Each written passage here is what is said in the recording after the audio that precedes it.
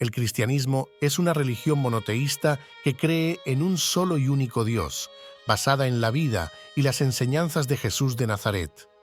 Surgió en el siglo I de nuestra era en Palestina y con más de 2.000 millones de creyentes es la fe más extendida en la actualidad.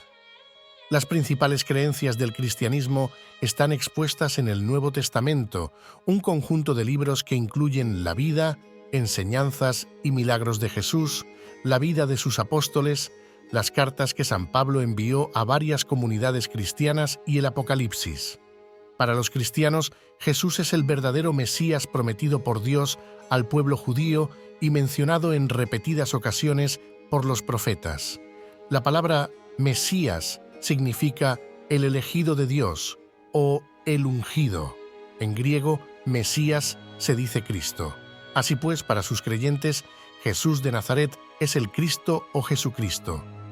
El cristianismo se origina con los milagros y las enseñanzas de Jesús. Aunque no nació en Nazaret, sino en el pueblo de Belén, sus padres vivían en la primera localidad y allí transcurrió la infancia y juventud de Jesús. Por eso se le conoce como de Nazaret o el Nazareno. Jesucristo murió crucificado por orden de Poncio Pilatos, gobernador romano de la provincia de Judea. De acuerdo con los Evangelios, 3 días después de su muerte, Jesús apareció ante sus apóstoles y otros seguidores para dar prueba de su inmortalidad y luego ascendió al cielo. Las enseñanzas, milagros y crucifixión de Jesús se narran en los Evangelios, que son los 4 primeros libros del Nuevo Testamento. Estos se identifican de acuerdo al nombre de su autor: el Evangelio de Mateo, el de Lucas, el de Marcos y el de Juan.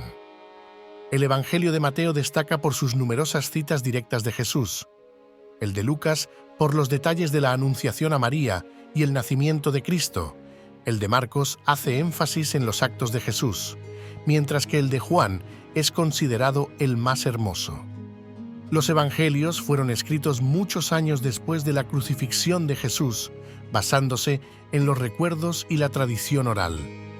Tras la resurrección de Cristo, sus apóstoles y otros creyentes se dispersaron por el territorio del Imperio Romano para divulgar sus enseñanzas y ganar creyentes. Alcanzaron el centro mismo del imperio, la ciudad de Roma, donde el apóstol Pedro fue crucificado boca abajo. También llegaron a extremos como España o Etiopía, donde Felipe el Diácono fundó una iglesia cristiana que aún existe. En el proceso de expansión y consolidación de la fe cristiana, nadie tuvo tanta importancia como Pablo. Nacido judío en el año 4 de nuestra era, y en principio feroz perseguidor de los cristianos, tuvo más tarde una experiencia mística que lo llevó a convertirse a la fe de Cristo. Viajó por Grecia y Asia Menor, fundando numerosas iglesias locales. A los miembros de las mismas les dirigió cartas en las que aclaraba los dogmas de fe, resolvía disputas y aconsejaba sobre diversos asuntos. Murió en el año 65. Después de los Evangelios, las cartas paulinas son la fuente de autoridad teológica más importante para las iglesias cristianas en todas sus ramas. Los emperadores romanos, desde Nerón hasta Diocleciano, persiguieron implacablemente a los cristianos, quienes se negaban a rendir culto a los emperadores como seres divinos. Pero la situación cambiaría radicalmente con la llegada de Constantino I. Nacido en el año 280, tomó el poder del Imperio Romano de Oriente entre 306 y 337 y se propuso poner orden en el caos de intrigas en que estaban envueltos ambos imperios, el de Oriente y el de Occidente. En 312 llegó a Italia para combatir contra las tropas de Magencio, emperador de Occidente. Cuenta una leyenda que un día antes de la batalla, Constantino vio en el cielo una cruz junto a las palabras «Con este signo vencerás». Constantino venció a Magencio y decidió convertirse junto con su familia al cristianismo, dando un enorme impulso a una religión que hasta pocos años antes era implacablemente perseguida. En 380, el emperador Teodosio, un sucesor de Constantino, fue todavía más lejos y declaró el cristianismo como la religión oficial del imperio. Ya no se trataba de una decisión personal como en el caso de Constantino, sino de una política de Estado. Así como los cristianos habían sido perseguidos, ahora comenzaron a ser perseguidos los practicantes de otras religiones. En el año 1054, la Iglesia cristiana experimenta su primer cisma o división. Diferencias teológicas y rivalidades políticas producen una ruptura entre el Papa de Roma y el Patriarca de Constantinopla, hoy Estambul.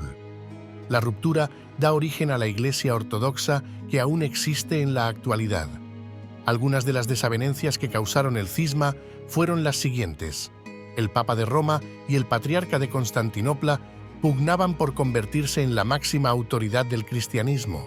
La Iglesia ortodoxa rechaza la idea del pecado original y la concepción inmaculada de la Virgen María, convertidas en dogmas por la Iglesia de Roma.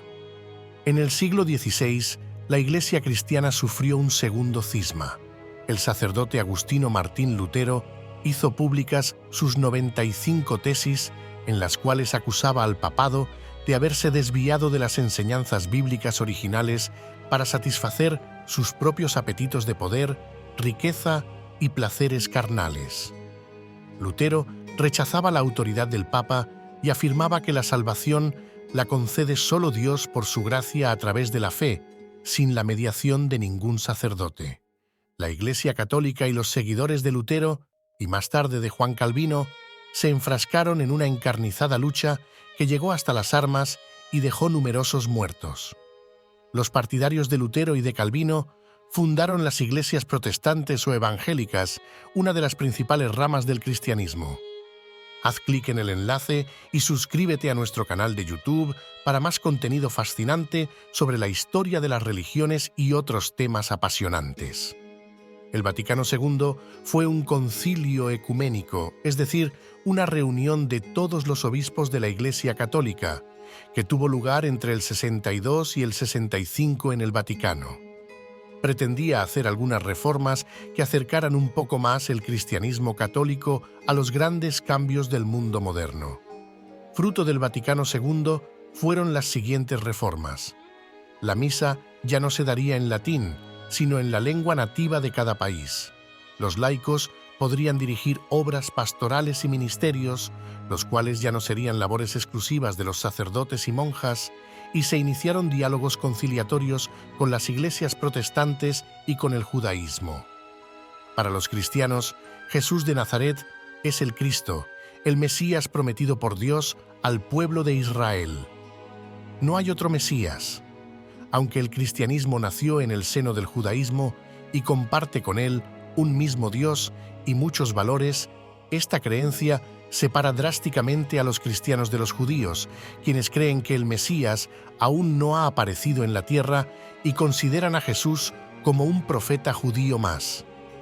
La resurrección de Cristo es la prueba definitiva de que Él es el Hijo de Dios, el Salvador, el Mesías y no un simple profeta.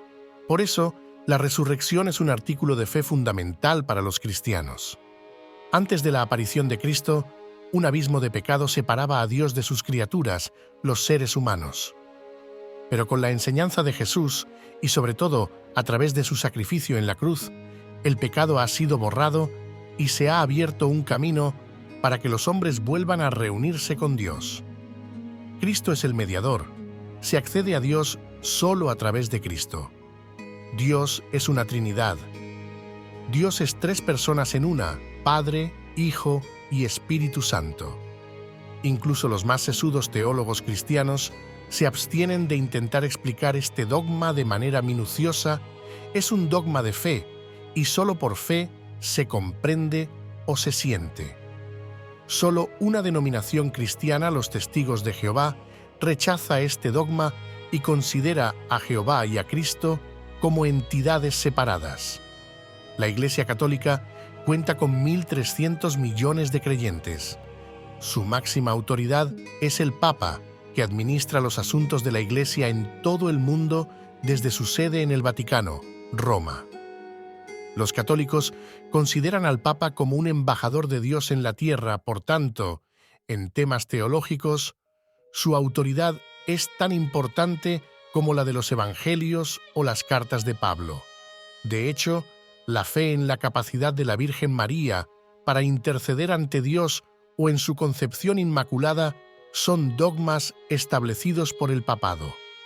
Las iglesias evangélicas o protestantes surgieron en la Reforma iniciada por Martín Lutero y continuada por Juan Calvino en el siglo XVI.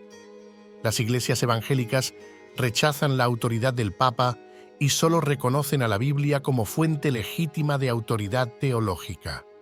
Valoran el estudio profundo del texto bíblico y la capacidad para interpretarlo desde un punto de vista personal y libre.